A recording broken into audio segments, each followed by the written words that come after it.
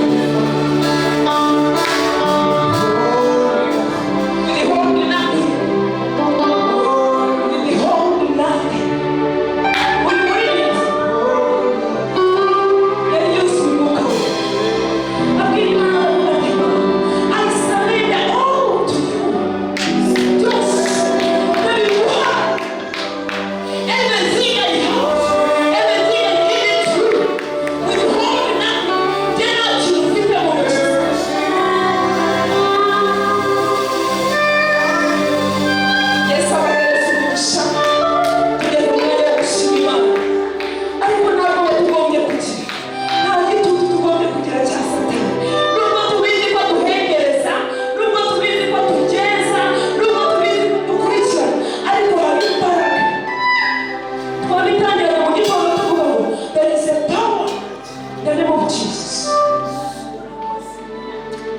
Tugeze mwanya wo gushima Imana. Abana abashyitsi bari hagati muri twebwe.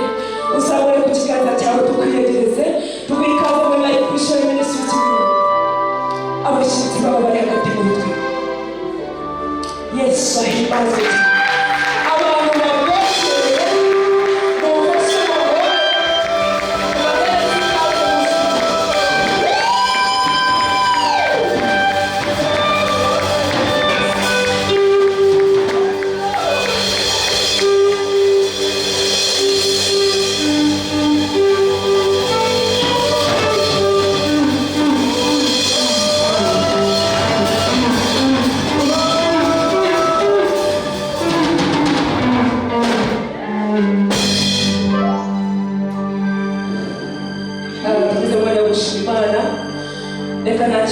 Grace atavuga shima Imana tumukomere mu bashimeshi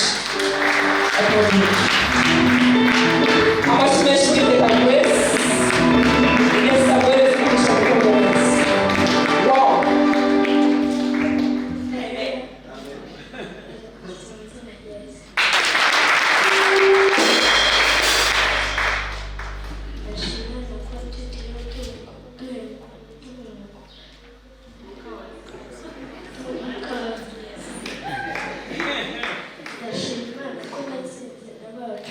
Wow.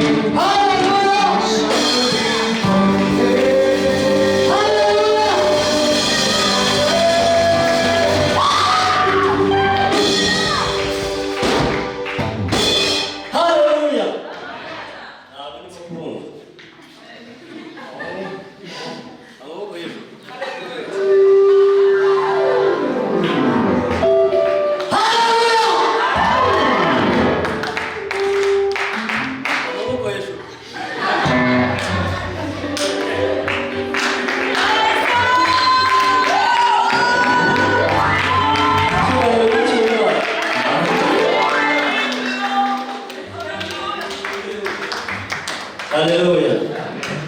Imana niyo gushima Imana.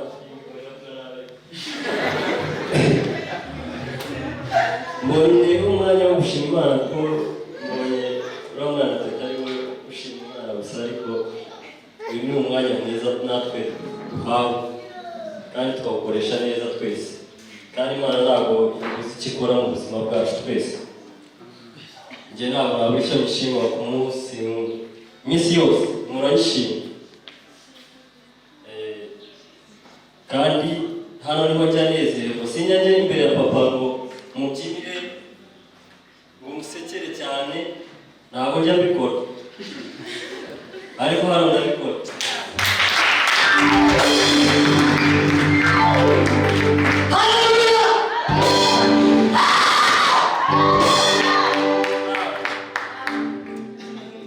Saa tanu zageze muve mu mbeho ndabona mugikonje ariko akanya kari buze buri umwe wese azi kwishimira kuko ari mu nzu y'Imana. Amen.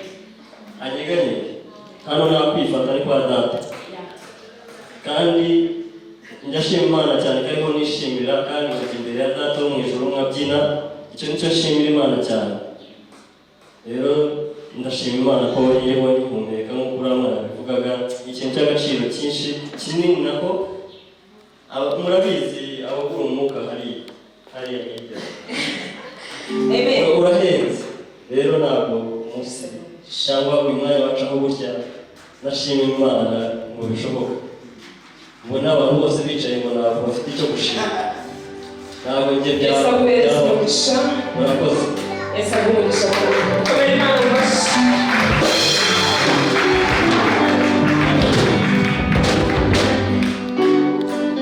Haleluya. Turashima Imana yacu ko ari nziza kutunezeza umunsi ku wundi. Ibyo bivuze mu by'ukuri hari ibintu udakorera ahandi. Hari ibintu udakorera ahandi ariko hano ko buri free. Hari umwana wigize gutera hano yavuga ngo hagiye yavuze ko agiye gusara. Abantu barumete udasaba nyamuneka. Ariko muri we hari ikintu cyari kirimo kirira adashobora kujyana mu muhanda ngo akore, adashobora kujya mu kazi ko arimo ngo akore, ariko ahangaha ari free. Amen. Rero ahangaha tuhakorera byose, turahanezererwa, ni muri celebration center. Hallelujah. Hallelujah. Hallelujah. Ako kaamazi minsi hatekereza. Ndavuga ariko hari ukuntu kwa kuri abanyotera n'umugeni w'ibijyana. Ndavuga buriya bashobora kuba barimo kwirukana Satani. Hari ukuntu bamwanga ati tubazora nawe uri hano ajya abikora neza, agira ngo akaducishiriza ariko ntari hano. Tujye dukanga Satani n'ukuri. Aho wakwicaye iruhande ukaza guterana nawe akaza yaba dusuzuye. Haleluya. Ako muri Afurika ntiyabidukorera ukamukanda ati abandi ati mu minota mike ntabwo ushaka kugutinda.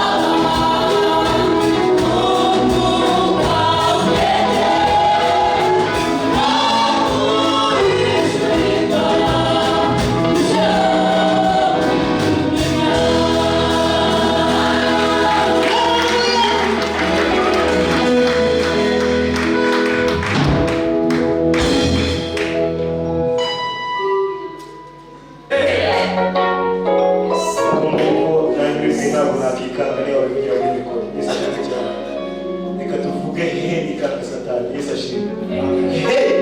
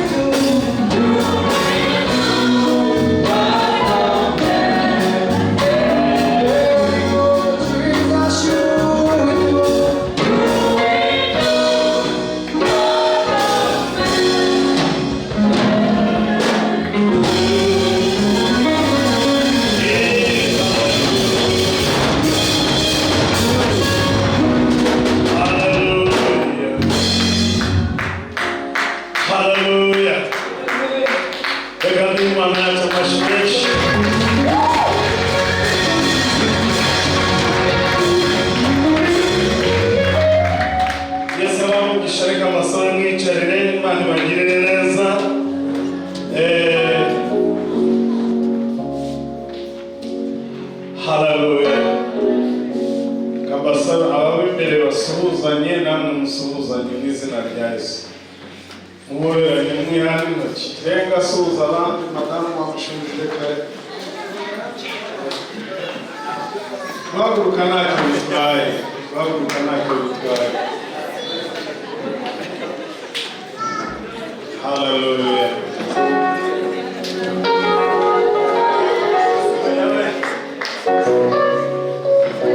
Bariya abantu bakuruta uko rimwe ko mudasuhuzanya.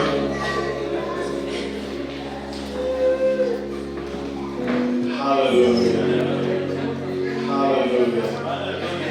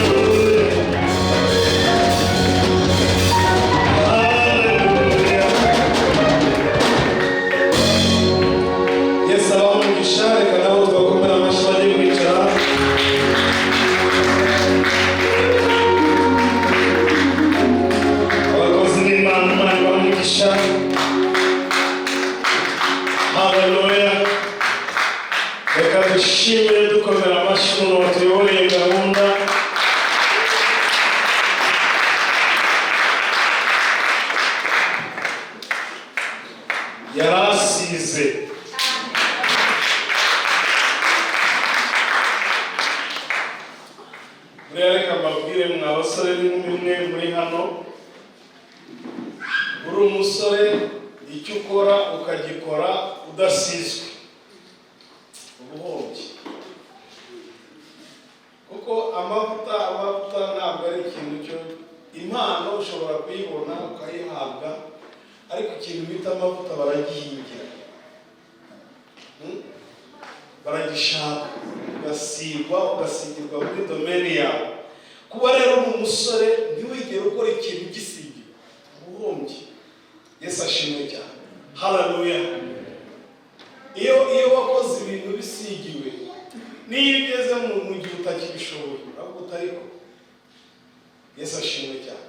Pawulo yaravuze ngo umeze nk'ibisukwa ku gicaniro, ariko narwanya intambara nziza yo kwizera.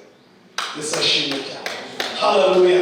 Abantu wenda ntabwo gishoboye gukora ibitangaza kw'ibyo nakora, ariko haleluya, ndibuka ubusore bwanjye. Rero turashimira uwatuyoboreye gahunda, ariko tunashishikariza n'abandi. Yesu ashimwe cyane. Ntabwo ari we wenyine n'abaririmbyi mwatuyoboye neza, ariko icyo nshatse kuvuga aho ngaho kuvuga ngo uri umusore ukaba udashobora gukora, kugira ngo ikintu ugiye gukora ugikore rwose ugisigiye, aba ari inenge ufite. Yesu ashimwe cyane, haleluya. So turashima Imana kubw'ubukwe bwa bene data bwabaye ejo. Mushumba yabivuzeho ndabyibuka, tuzamuka dukizwa, cyari ikibazo gikomeye cyane, ariko turashima Imana yuko isengesho ntabwo ribura. Yesu ashimwe cyane, haleluya. Rero turashima Imana kubw'ubukwe bwabo bwagenze neza, abantu babonaga batangaye. Ariko ibaze uri umwana w'umukobwa ukazana ubukwe atari wowe mfura, wenda uri n'umuhererezi ntabwo mbizi, ariko ukazana ubukwe mu rugo utigeze bugeraho. Nyina yari yarondogoye.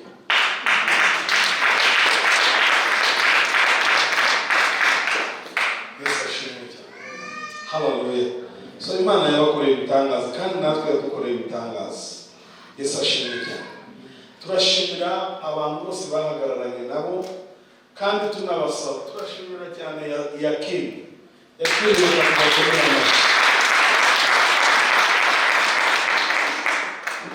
Yakini. Imana ibamugisha, murimo murakora ibintu byiza, umuntu yabona akavuga ati nubwo nakwipfira.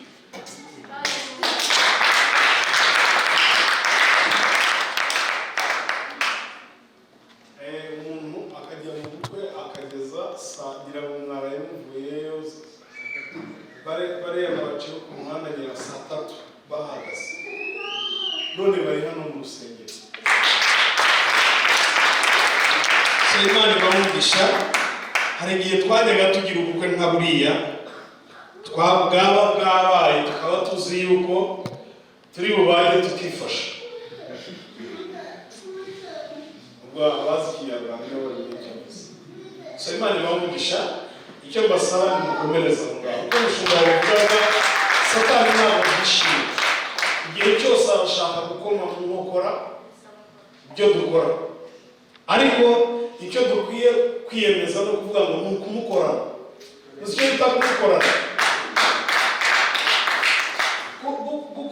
Gukorana ikintu ntabwo ari ukuvuga ngo ufite ubwisanzure bwo gukora, ariko ni ukuvuga ngo nubwo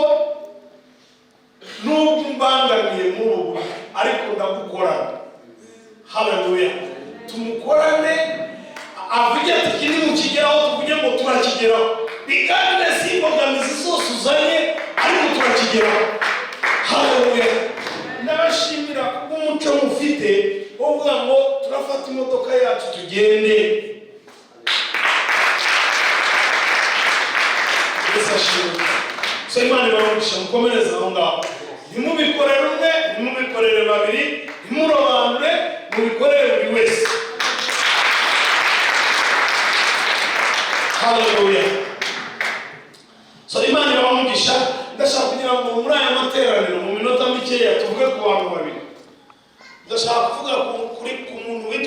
Yakobo, tuvuge no ku muntu witwa Labani.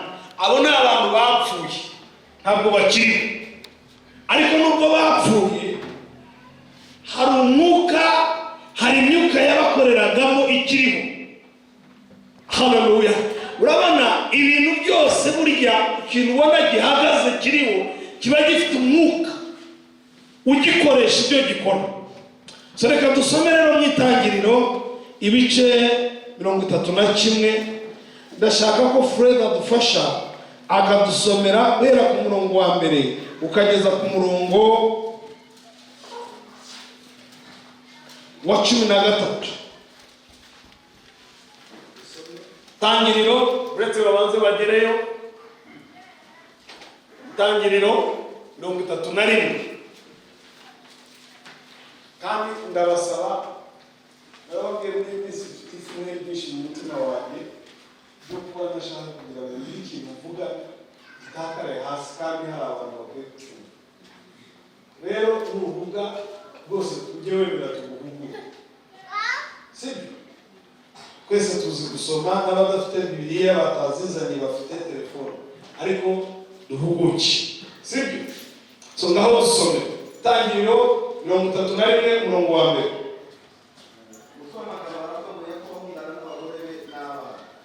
Bukeye Yakobo yumva amagambo y'abahungu ba Labani, bo bavuga bati ibyari ibya data Yakobo yabimwatse byose, kandi ibyari ibya data niho yakuye ubutunzi afite bwose.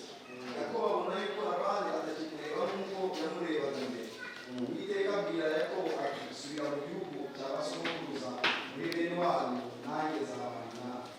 Yakobo atumira Rasheli na Leya ngo baze mu rwuri aho umukumbi we uri. Arababwira ati nabonye so atakindeba nk'uko yandebaga mbere, ariko Imana ya data ihorana nanjye, nanjye muzi yuko nakoreye so uko nashoboye kose. Kandi so yagiriye andiganya ahindura ibihembo byanjye n'inshuro 10, ariko Imana ntiyamukundiye kugira icyo antwara. Yambwira ati iz'ubugondo nizo zizaba ibihembo byawe, umukumbi wose ukabyara iz'ubugondo. Yambwira ati iz'ibibuga nizo zizaba ibihembo byawe, umukumbi wose ukabyara ibibuga. Muri Imana yatse so amatungo ye ikayama. Kandi ubwo umukumbi warindaga, nubuye amaso ndota, mbona amapfizi y'ihene yimije umukumbi, yari ibibuga n'ubugondo bw'ibitobo. Marayika w'Imana ahamagara mu nzozi Yakobo nditabanika, arambwira ati ubura amaso urebe, amapfizi y'ihene yimije umukumbi wose, n'ibibuga n'ubugondo bw'ibitobo, kuko nabonye ibyo Labani akugirira byose. Kuko nabonye ibyo Labani akugirira byose. Imana y'i Beteli, Imana y'i Beteli, aho wasigiye amavuta ku nkingi, aho wasigiye amavuta ku nkingi, ukampiga umuhigo. Haguruka uve muri iki gihugu usubire mu gihugu wavukiyemo. Haleluya. Urekera turi buze kongera dusoma kandi gace. Hano umunsi umugabo witwa Yakobo, murazizi, yagiye kwa Labani nyirarume, aragenda ajyayo, agenda ahunze mukuru we Esawu. Aragenda agezeyo amarayo igihe. Yesu ashimwe cyane. Ntabwo nzina abenshi muri batoya, ariko ntabwo muzi ikintu bita gushumba. Sinzi niba hari ababizi. Gushumba murabizi? Gushumba hari abantu bashumyeho. Muracyari batoya ntabwo mwashumyeho. Nanjye sinashumyeho, ariko hari umwe muri bakuru banjye wigeze gushumba. Yesu ashimwe cyane. Gushumba ni ikintu cy'amaburakindi, cyaho umugabo ahaguruka akava mu rugo rwe, ubwo n'uwamaze gushaka agahagurukana n'umugore we n'abana be, bakagenda bakajya mu nka z'undi muntu, bakajya kuzorora kugira ngo nazo ziborore. Yesu ashimwe cyane. Yakobo rero ibuzima bumubanye bubi, ibintu bimugoye, abona adafite aho ava n'aho ajya, arangije yigira inama yo kujya kwa nyirarume Labani. Aragenda agerayo, nk'umwana mu rugo, ahubwo baramubwira bati wowe uri umushumba, ikintu uzabona muri uru rugo cyose uzajya ukibona ari uko wagikoreye. Abagejeje igihe cyo gushaka barangije, kuko urumva abakobwa ba Labani bari babyara bande ba Yakobo. Ageze igihe cyo gushaka, nta wundi muntu, nta hantu yari gukura inkwano, ngo sebukwe aramubwira ati kugira ngo ngushingire umukobwa wanjye nuko umbere umushumba. Amubera umushumba, aragira inka, aragira intama, aragira ihene, sinzi niba byose yarabiragirana icyarimwe, ariko icyo Bibiliya ivuga ngo yabaye umushumba, araragira. Yesu ashimwe cyane. Araragira ngo aragirira imyaka 7. Hari ibintu byajyaga biba iwacu, umuntu akaragira nk'amezi 6 yarangira bakamuha ikimasa. Ntabwo nzi ko mubizi. Noneho ikibazo cyabagamo, hari igihe waba ufite shobuja mubi, akakubwira ati, akakwereka ikimasa, akavuga ati iki ngiki ni kigiye gukorera muri aya mezi 6. Yagera muri 5 akagihindura. Aho ati kiriya kimasa narakibonye ndagikunze, ndashaka kukigira imfizi. Rero akagusubiza ku cyaraye kivutse. Noneho Yakobo aba muri ubwo buzima, akora imyaka 7. Imyaka 7 irangiye, aho kugira ngo bamushingire umukobwa yakunze, baramubwira bati bazana itegeko. Baravuga bati muri mu muco wacu ntabwo umukobwa mutoya arongorwa umukuru ahari, kandi uwo mukuru ntabwo ari we yari yarabengutse. Abavuga bavuga yuko yarebaga n'imirari. Yesu ashimwe cyane. Ariko kubera wa mwuka w'umushumba, umwuka w'uruzerero, umwuka w'urwambuzi, ikintu yakoreye imyaka 7, Labani arakimwambura, amuha ikindi. Arangije aramubwira ati ariko niba namurumuna w'umushaka nawe mukorere. Indi myaka ingahe? 7. Gasura mongera aratangira. Mwaka wa mbere imyaka 2 kugera muri 7, bigeze muri 7 amuha Rasheli. Yesu ashimwe cyane. None igihe kiragera, aravuga ati noneho reka tujye mu by'imitungo, tangira ukorera imitungo. Arangije arakora ngo yamaze imyaka 20. Yabaze imyaka 20, ariko imyaka 11 yayimaze akorera abadamu. Haleluya.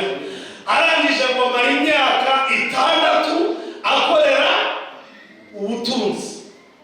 Noneho ngo imyaka 20 igeze, ikintu cyabayeho gikomeye, ngo bene Labani ngo bagiye kwitegereza, basanga mu mashyo yabo Yakobo ararusha Labani.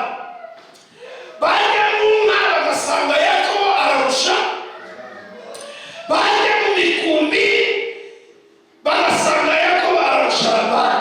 Ngo barangije ngo batangira kumureba ijisho rimwe, ngo baravuga ngo ibyari ibya data, ngo Yakobo yabyambuye data niwe uritunze. Noneho Yakobo abwira abagore barababwira ngo dore uburyo Imana yambuye so ibye ikabimba, ntabwo ari uko ari jye wabimwambuye, ngo ahubwo iyo yambwiraga ati izawe nizibyara ibihuga nizo zizaba izawe, ngo ijuru ryoherezaga imfizi z'ibihuga zikaza zikinya intama, zikajya no mu nka zikinya inka, zikajya no mu ihene bikagenda gutyo. Ariko kugira ngo Imana ifite, kugira ngo Imana ifiture, ikura ibyara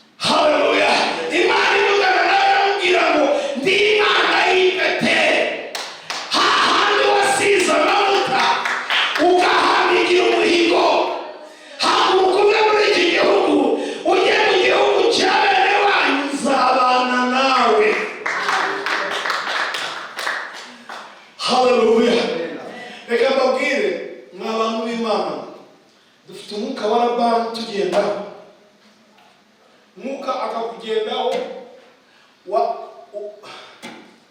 akakugendaho ukivuka.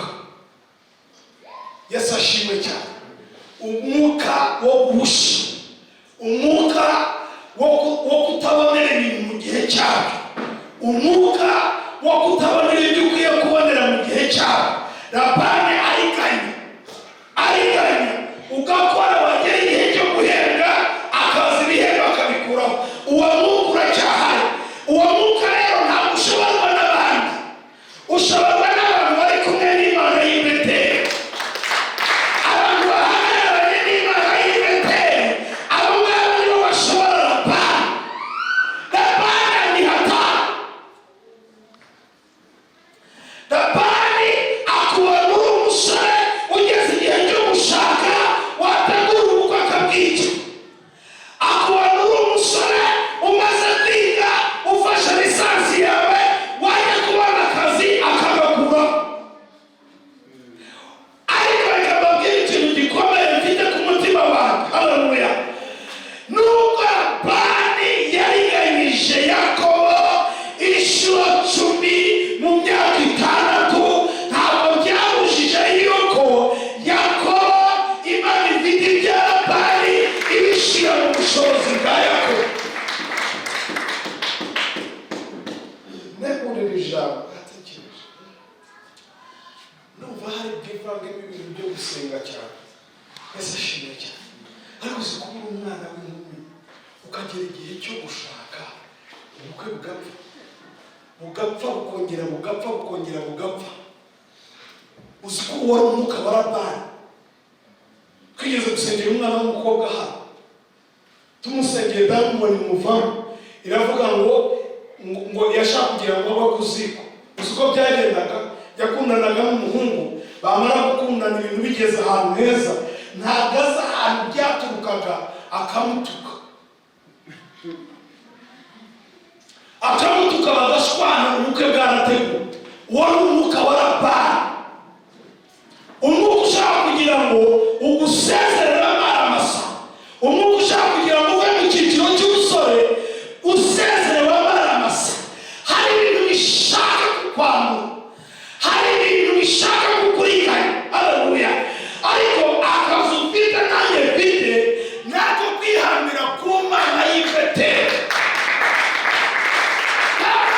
Yakobo aravuze ngo yabikoze inshuro 10, ariko Uwiteka Imana ya data ntabwo yamwemereye. Yesu ashimwe cyane. Haleluya. Uzi twakuze tubona, sinzi niba hari abantu bigeze babona ababyeyi babo bajya guhaha. Yewe narahashe. Umuntu akaba ari umugabo afite ubwanwa, afite ibintu byose bimwemerera kuba umugabo mu rugo rwe, ariko agahaguruka akajya mu rugo rw'undi, akagenda agakomanga, ataba hano, nta kazi mufite. Haleluya. Hari igihe wageraga ahantu ugakora, wamara gukora umwuka nimubura agatsindwa. Twajyaga tujya mu Banyankore tukajya guhaha, ukagenda mbere y'uko utangira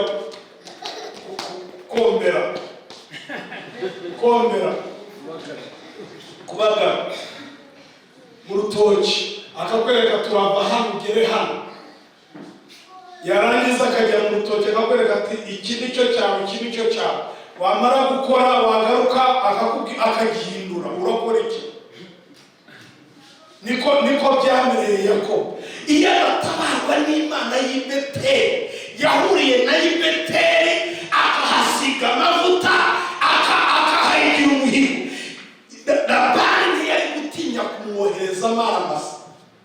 Hari ikintu kigurukanka inyuma, gishobora no kuba gituruka mu babyeyi bawe no mu muryango wawe, kitatera ubwoba n'imyaka ufite, kitatera ubwoba n'igihagararo ufite, kigatinyuka kikakohereza amaramasa. Yesu ashimwe cyane. Haleluya. Umuntu w'umugabo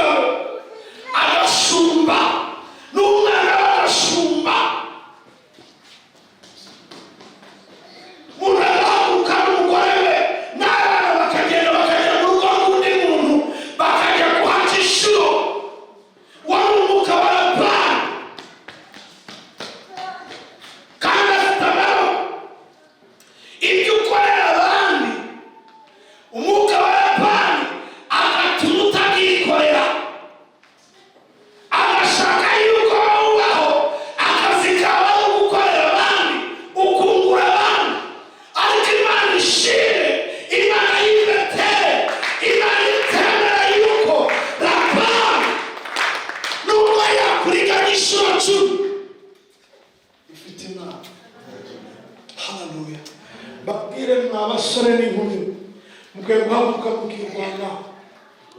Uyu mwuka ukomoka mu bakurambere bacu urahari. Niba utwicira amakwe y'abana, niba utuma abakobwa bacu bagwa ku mashiga, niba utuma bagera mu mago ntibabyare ntibayubake, ni umwuka wa rwambutse, ni umwuka wambura. Ibi bivuga ugenzure n'umuryango wawe. Haleluya, Yesu ashimwe cyane.